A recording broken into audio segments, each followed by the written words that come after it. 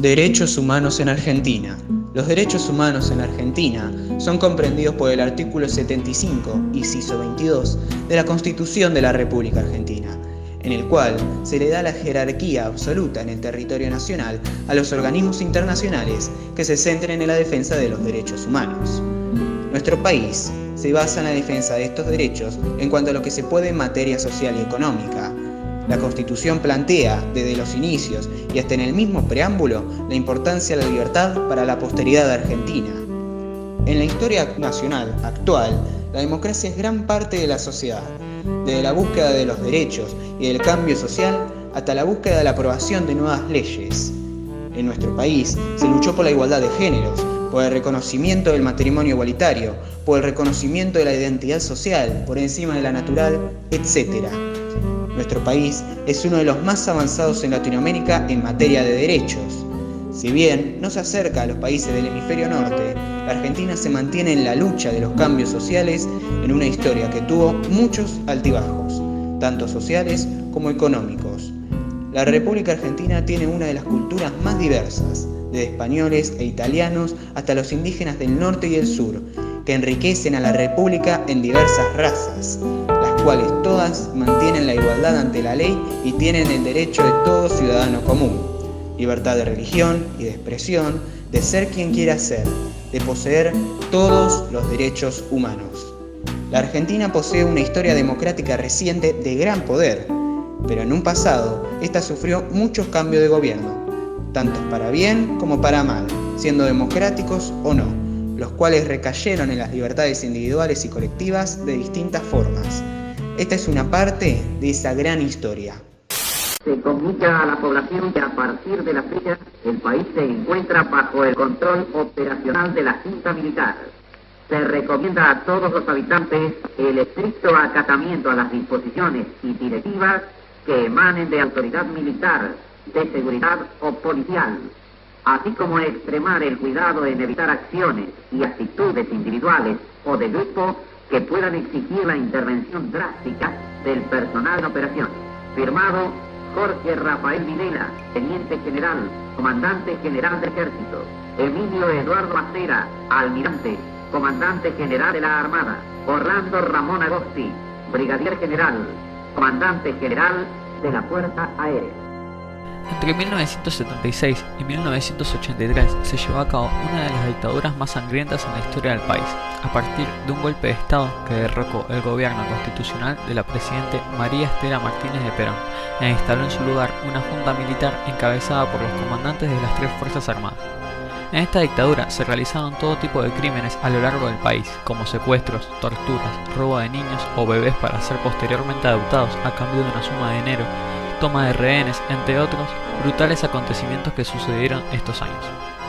La Comisión Argentina de los Derechos Humanos demostraron en 1976 la violación del derecho a la vida, la prohibición de aplicación de tormentos sobre los seres humanos, el derecho a un proceso justo y un recurso efectivo ante tribunales imparciales, la falta de garantías de defensa, el derecho de asilo, el derecho a un trato humano no degradante y a que las cárceles sean sanas y limpias, los derechos democráticos y de principio de la soberanía popular, el derecho de libertad sindical, el derecho de libertad de opinión y expresión, la libertad de reunión y asociación, los derechos culturales, entre otros. En los primeros meses, la magnitud de la represión, la ausencia de denuncias o acciones por parte de los partidos políticos, de los sindicatos, de la iglesia y de la prensa colocaron a la ciudadanía en una situación de completa indefensión. El estupor, el miedo, la parálisis y la inacción se extendieron. Poco a poco, a pesar de las medidas autoritarias y de las amenazas, a pesar de los secuestros y las desapariciones, muy lentamente comenzaron a escucharse algunas voces de protesta. Desde la ética y los principios, los sujetos reclamaban por sus derechos individuales. Se trataba de superar el silencio. Primero fueron denuncias aisladas, búsquedas individuales. Luego, un conjunto de organismos de defensa de los derechos humanos comenzó a hacer denuncias públicas en el país. Estaba de 5 meses cuando se la llevaron. Mi nieto tiene que haber nacido en agosto del año pasado. Hasta ahora no he podido saber nada de él. Nosotros solamente queremos saber dónde están nuestros hijos, vivos o muertos. Angustia porque no sabemos si están enfermos, si tienen frío, si tienen hambre. No sabemos nada. Y desesperación, Señor, porque ya no sabemos a quién recurrir. consulados, embajadas, ministerios, iglesias. Todas partes se nos han cerrado, todas partes se nos han cerrado las puertas. Por eso les rogamos a ustedes, son nuestra última esperanza. Por favor, ayúdennos, por favor, son nuestra última esperanza. La mayoría de estos organismos se fundaron como consecuencia de la magnitud de la represión. Así, luego de la derrota de la Guerra de Malvinas, la Junta Militar decidió llamar a elecciones, en 1983, de la cual resultó ganador Raúl Alfonsín, quien firmó los decretos de creación de la Comisión Nacional sobre la Desaparición de Personas para investigar las violaciones a los derechos humanos ocurridas entre 1976 y 1983.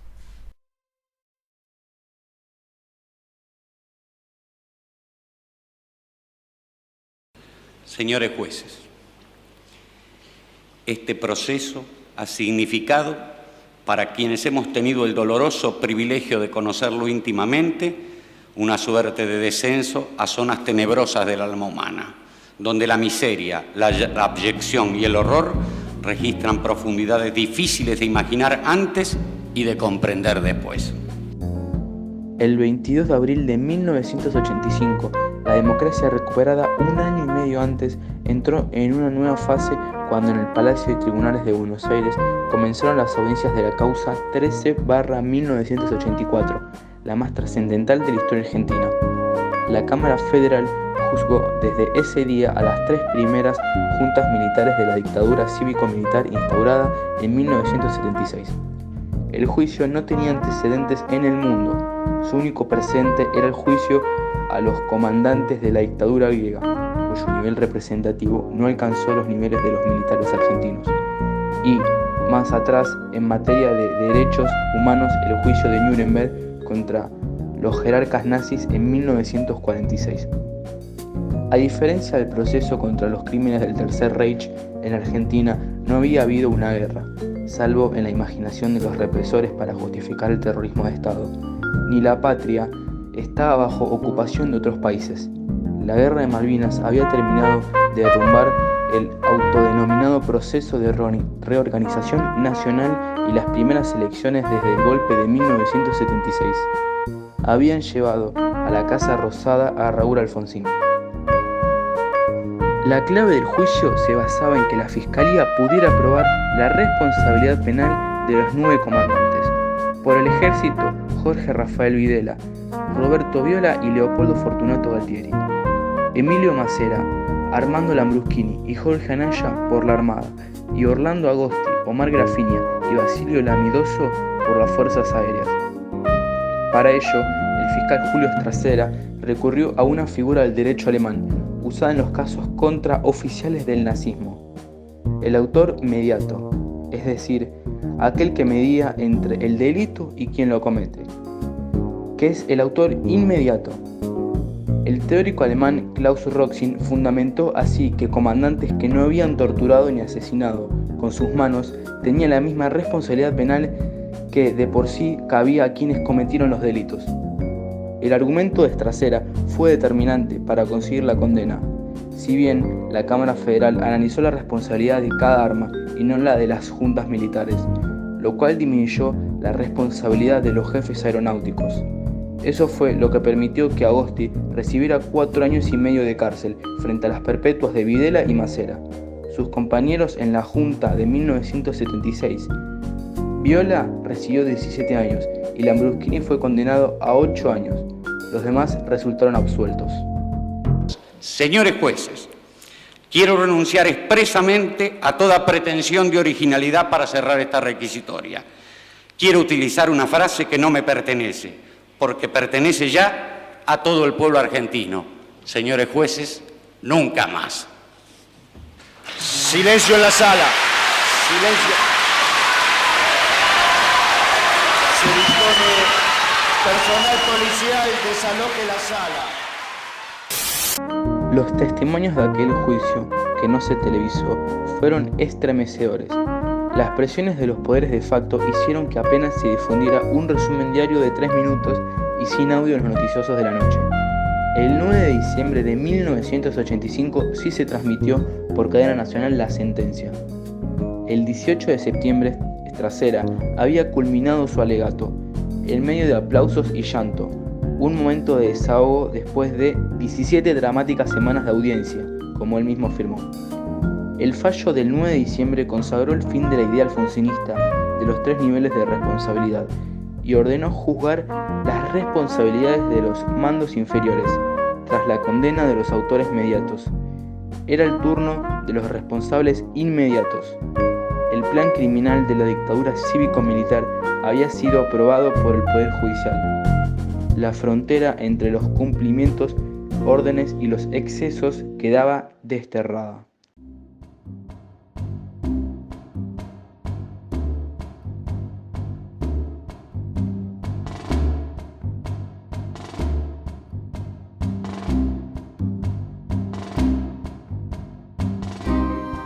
Dar una conclusión sobre los derechos humanos en Argentina sería muy importante para nosotros, pero todos sabemos cómo somos los argentinos. Somos familiares, tenaces y hasta vivos cuando nos conviene. Esto es lo que somos como país, que no hemos sufrido tantas crisis en vano. Le hemos podido sacar un fruto para entender la importancia de los derechos para nuestra posteridad, en soberanía y en paz, para que al final del día ondee sobre un territorio democrático y libre la bandera argentina, como símbolo de nuestra fortaleza y de nuestros ideales en libertad. Pero, viendo el tema planteado en el video sobre los derechos humanos, no podemos dejar de lado a esas 192 naciones que conforman la ONU aparte de la Argentina, las cuales tienen pueblos que sufrieron crisis peores a las nuestras, que van desde la destrucción total de su pueblo en genocidios hasta tener que combatir contra un totalitarismo que quería conquistar el mundo en una gran guerra. Situaciones muy distintas, diferentes entre sí. Por lo tanto, viendo el tema recientemente planteado, vamos a ver un poco de la historia mundial en materia de derechos humanos. Como ya estuvimos viendo, en el periodo de la dictadura cívico-militar de 1976 a 1983, en nuestra nación hubo una gran violación de los derechos humanos. Algunos de estos fueron los artículos número 3, que mencionan que todos tenemos derecho a la vida y libertad, y el artículo número 5, que nos decreta que no podemos ser sometidos a ninguna clase de tortura. Pero esto no solo sucedió en nuestro país, es un hecho mundial y a escalas que uno no se imagina. Aunque ya han pasado más de 70 años de la Declaración de los Derechos Humanos por la ONU en 1948, existen violaciones de estos derechos en todas partes del mundo. Por ejemplo, en el Informe Mundial de Amnistía Internacional y de otras fuentes muestra que los individuos se les tortura o se abusa de ellos en por lo menos 81 países. Enfrentan juicios injustos en por lo menos 54 países y se les restringen sus libertades de expresión en por lo menos 77 países. Se calcula que 6.500 personas murieron en 2007 en los conflictos armados en Afganistán. Casi la mitad de las muertes fueron de civiles no combatientes a manos de insurgentes. También asesinaron a cientos de civiles en ataques suicidas de grupos armados. Según un recuento oficial, la policía de Río de Janeiro mató a un número récord de personas en 2019, 1.810 individuos. Los habitantes de las favelas son los principales blancos de esta política de mano dura. En Uganda, 1.500 personas mueren cada semana en los campamentos internos de personas desplazadas. Según la Organización Mundial de la Salud, 500.000 personas han muerto en estos campamentos. No solo eso, sino que a mujeres y niños en particular se les margina de numerosas maneras.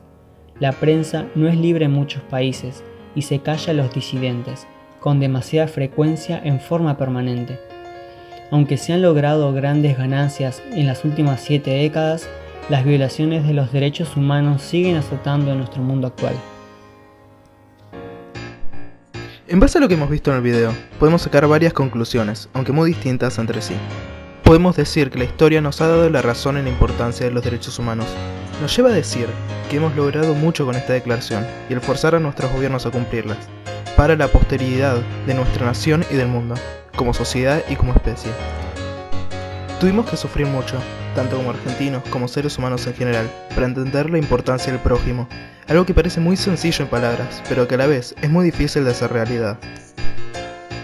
Vivimos en un planeta avasallado por la desesperanza y la desigualdad, pero con los esfuerzos y el poder de la libertad y dignidad humana, lograremos salir adelante, para que cada día, por más que no hayamos hecho mucho, el mundo igualmente sea un poco mejor. Para los que estuvieron y lo sufrieron, para los que están y lo cambiaron, y para los que estarán y vivirán mejor para conseguir un mayor equilibrio social.